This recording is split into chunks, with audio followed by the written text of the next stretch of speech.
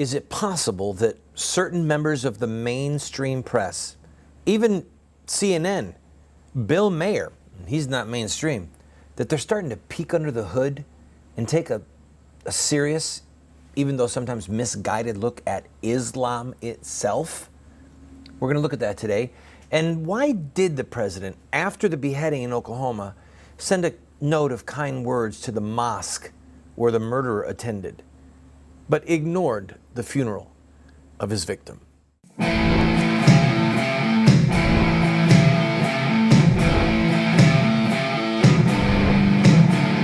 Those who forsake the law praise the wicked. Those who uphold the law resist them. Welcome to the Voice of Resistance. Here's your host, Randall Terry. When I was a younger man, I embarrassed myself on a couple of significant occasions. Really ran my mouth about something that I did not understand. And it was in an interview with a very well-known journalist, very famous author. And I learned to stop doing that really quickly. I learned to stop talking about things that I didn't know about. And I learned some of the safest words in the English language. Ready? I don't know. I'm not sure. I'll have to do some research and get back to you. Just be honest. In other words, somebody's expertise in one area, because I was an expert on some things, I just was. But I wasn't an expert in the areas that I was talking about where I embarrassed myself. And there are a lot of people who know a certain area of life, of business, of politics, industry, any number of things, medicine, but they don't know their elbow from a hole in the ground when it comes to other things, such as Islam. Okay? Now, I have a master's degree in diplomacy and international terrorism from an old and somewhat prestigious military school, Norwich University, one of the oldest military schools in the country. The ROTC program began there. It's a very intense master's program. And a large portion of my work involves studying Islamic terrorism. Okay? And I did not read books against Muslims. So part of what I learned years ago, and what was really reinforced in my master's degree, was study primary sources. Don't read what people say about the Catholic Church. Read the writings of Catholic writers. Don't read what people say about Charles Spurgeon. Read Charles Spurgeon's sermons. You can get them, they're right there. Don't read what people say about the Bill of Rights. Read the Bill of Rights. So I decided that I was not going to fall into the trap that I had fallen into so many times before, where I let other people tell me what something was. I said, well, heck, I know how to read and write. I know how to reason. I'm going to study primary sources. And so I did. And spent an enormous amount of time, hundreds and hundreds of hours, reading the Hadith, the Quran, reading the constitutions of various Muslim nations, reading the revered historical, canonical works of Muhammad's life, the history of his life, and then read what devout Muslims said about Islam. Not what detractors said, but what devout Muslims said. And so we've come to this place because of these horrific beheadings in the Middle East and now in America. We've come to the place where journalists are having to do a gut check and say, all right, is there something inherently wrong with this picture? But here's what I'm seeing, is that they don't know how to frame the question. And because they can't frame the question, or because they're not asking the right question, they're falling into traps, and the apologists for and defenders of Islam are able to push them down rabbit trails. For example, the Bill Maher exchange with Ben Affleck. Let's run about 30 seconds of that, and you can see that it gets pretty heated. ISIS couldn't fill a AA ballpark in Charleston, West Virginia, and you were making a career out of ISIS. But no, it's not just ISIS. It's all jihadists. It's global. It's a phenomenon of global jihad. I think that's the opposite. There is those things. There's ISIS. There's global jihadists. The question is the degree to which you're willing to say, because I've witnessed this behavior, which we all object to on the part of these people, I'm willing to flatly condemn those of you I don't know and have never met. No, this is not based condemning on people. It's ideas. You've got to make and people who believe in those ideas. All right, so Bill Mayer was so close, like just pushing the button on Islam, but Ben Affleck was talking about Muslims. And so if there's one thing that I want you to take away from this segment, it's this.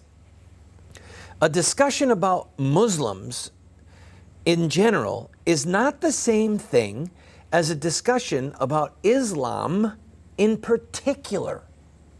Okay?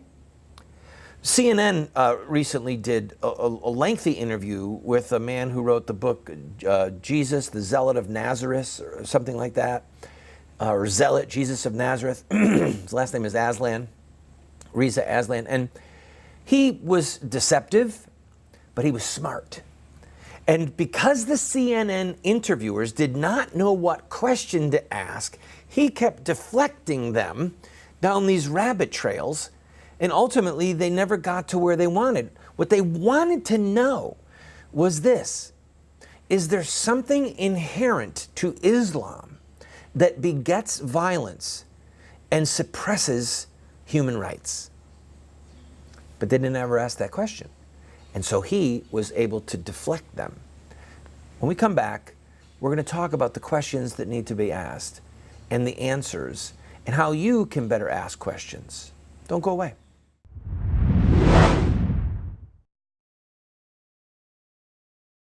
Hey, everyone's been asking me, when's Unstoppable coming out on DVD? Well, it's here. And I have created my own deluxe signature version of Unstoppable that contains not only the movie, but over 5 hours of additional curriculum and study guides for your family. It's perfect for your homeschool, educational facility, small group Bible study, and family devotions. And I'm going to share with you some of the spiritual warfare that surrounded the release of this film. This box set also includes extended scenes, new music videos, the inside scoop on the whole Facebook controversy. So what are you waiting for? I made this special version with my family in mind, and I know your family will be blessed by it too. Unstoppable 2.0 Deluxe Signature Version, available only here at KirkCameron.com. I can't wait for you to experience what's inside.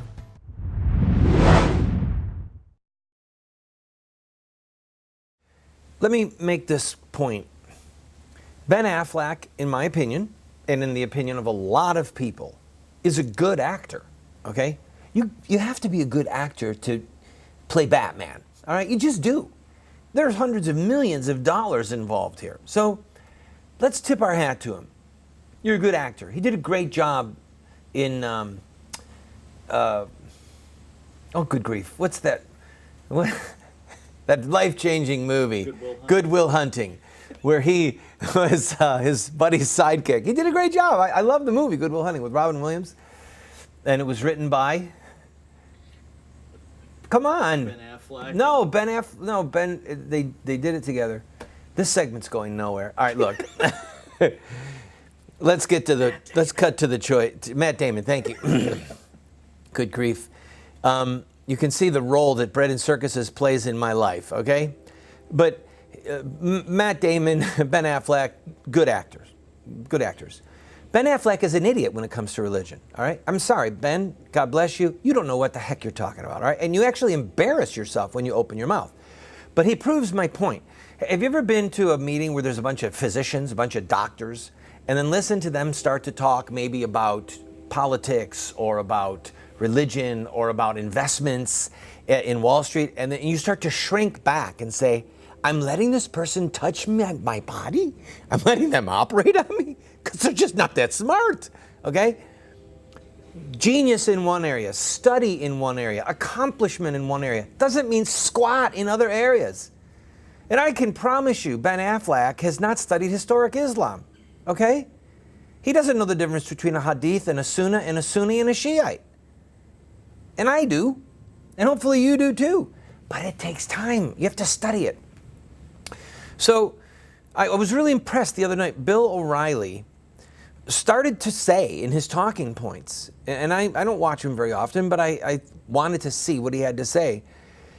And he said, basically, looking at Islam, it's fair game. It's fair game to look at Islam, to see if there's something inherent to Islam that produces violence.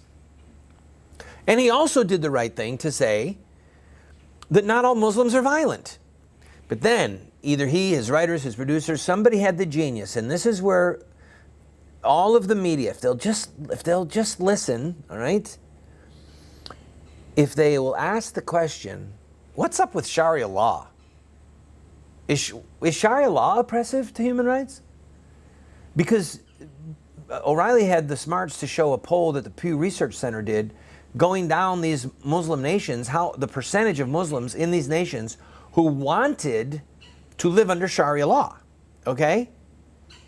80%, 85%, 99% in Pakistan. So if someone starts to ask, what's the connection between Sharia law and violence and oppression of minorities, then at some point, somebody has to say, hey, do you know where Sharia law came from?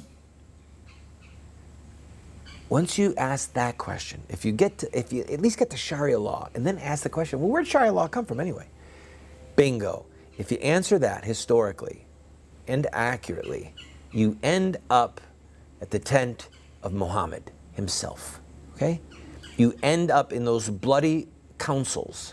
You end up with Muhammad authorizing or ordering the assassination of people who mocked him, who satirized him. And then the Danish cartoon violence makes sense. Only then does it make sense. You have to know Sharia law, and you have to know the history of the life of Muhammad and his words and his deeds in his lifetime to go, I get it. And then you say, yeah, there is an inherent threat in Islam. Never mind the average Muslims, but in Islam. I mean, why else would you have, when the Danish cartoon thing broke out, why would you have literally hundreds of thousands of Muslims around the world screaming, baying for the blood of these cartoonists? Okay? Because it's Sharia law. It's their law. It's their faith. All right.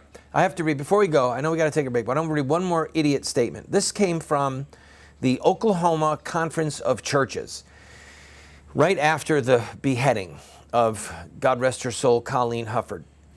And by the way, this is made up of just about every denomination you can imagine, not Assemblies of God, but certain Catholic Church, Presbyterian Church, Episcopalian Church, some strong evangelical denominations. They're all part of this, okay? And this is what their statement said. This is the, oh my goodness, you guys need to be really embarrassed. Quote, all Oklahomans and people everywhere to not equate Mr. Nolan's actions with the beliefs and practices of the Islamic community in Oklahoma. The statement also said, the Islamic community of Oklahoma has consistently condemned all violence, most especially acts of violence ostensibly carried out in the name of Islam. Along with our Muslim brothers and sisters, we affirm that true Islam is, in fact, a religion of peace, and that those inflicting violence in the name of Islam are perverting Islam for their own ends. This is the, oh my goodness, you should be so embarrassed, and then from your embarrassment you should go to shame, move towards shame, and then shut up. Okay? You don't know what you're talking about. I'll guarantee you that the people who signed on to that, not one of them had ever read Ibn Ishaq's Life of the Prophet Muhammad, the most revered biography written by a devout Muslim ever written about Muhammad's life. Okay? You cannot read that book and then come away saying that Islam is a religion of peace and that those inflicting violence in the name of Islam are perverting Islam for their own ends. It's ludicrous. It's actually laughable. I'm sorry, I'm laughing because it's so funny. You had Muhammad asking people to murder people, okay? He asked someone to murder a woman in her own bed. And what was her crime? That she wrote verses of poetry that challenged Muhammad because Muhammad had authorized the murder of one of her friends. So she gets murdered at Muhammad's behest, okay? Know what you're talking about. Get the book. Get the book. I'm sorry, I shouldn't talk harshly to you. You're my viewer. You enjoy the show. That's why you're here. Bill Mayer, Ben Affleck, or Meyer, whatever his name is, Ben Affleck, folks at CNN, Aslan. I'm sure that Aslan has read it, and he's just a deceiver. But read the works of the biographers of Muhammad. And then, here's a quarter. You can go and buy a clue.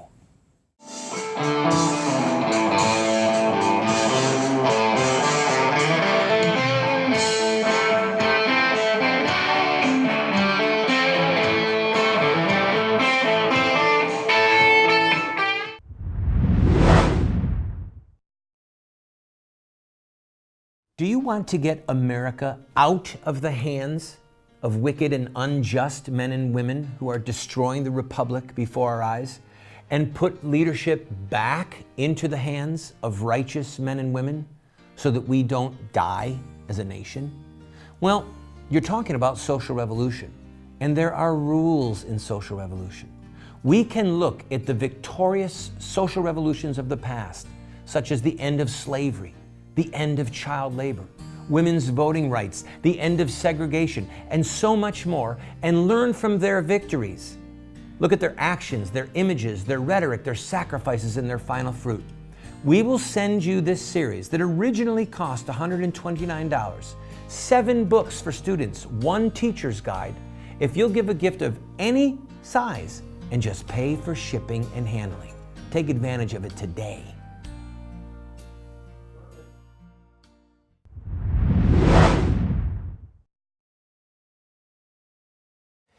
I'd like to give you a historic analogy of what I'm talking about, of people who are really smart in one area, very gifted in one area or maybe several areas, and then really not smart and not gifted and in the remedial class of another area, okay?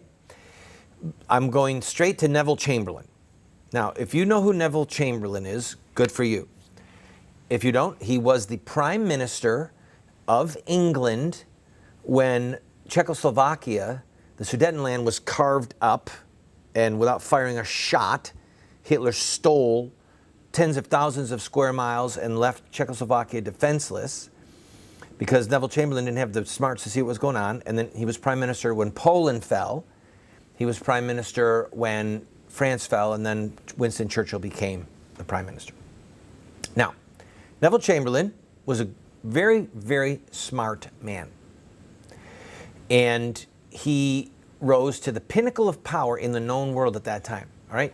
The Prime Minister of England in the 1930s was to the world what the American president is in the early 2000s, okay? The leader of the free world. But he refused to see, or didn't see, the facts. He thought he was smart.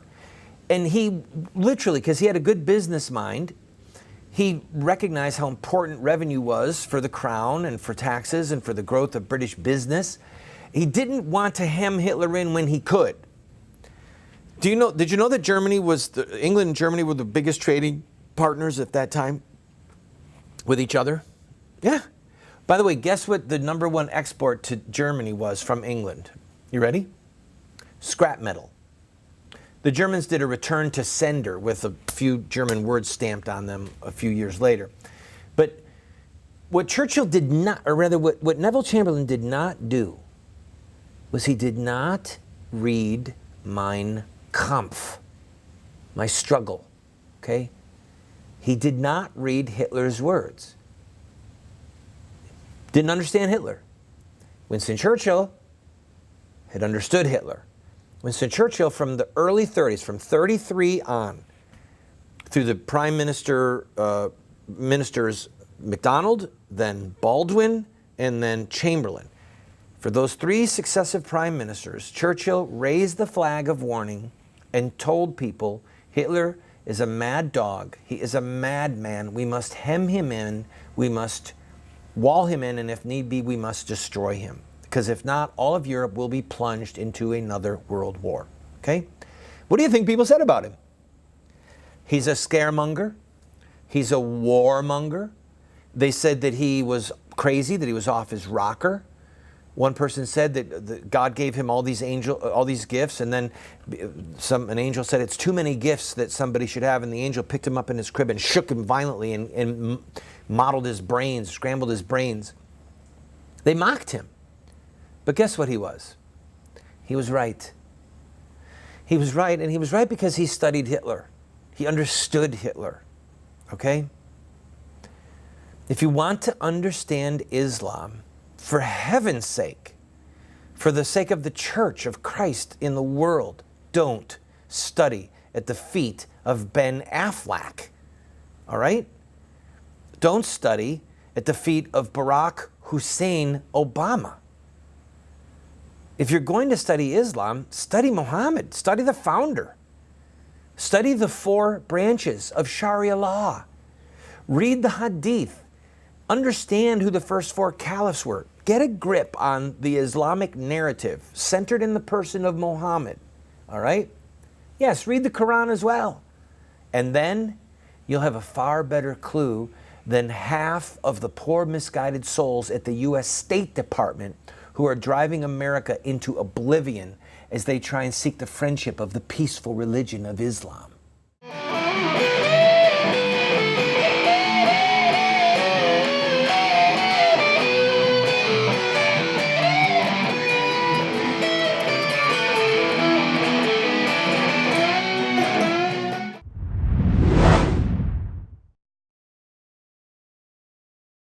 I have been a leader in the pro-life movement for 30 years.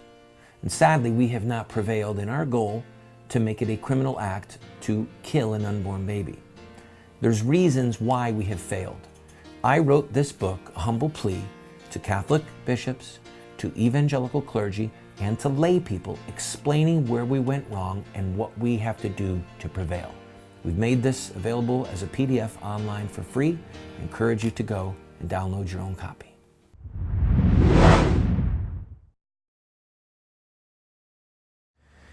After the murder of Colleen Hufford by this man, Alton Nolan, who took the name, by the way, Joachim Yisrael, after her horrific beheading, which he did in the name of Islam, by the way, all right,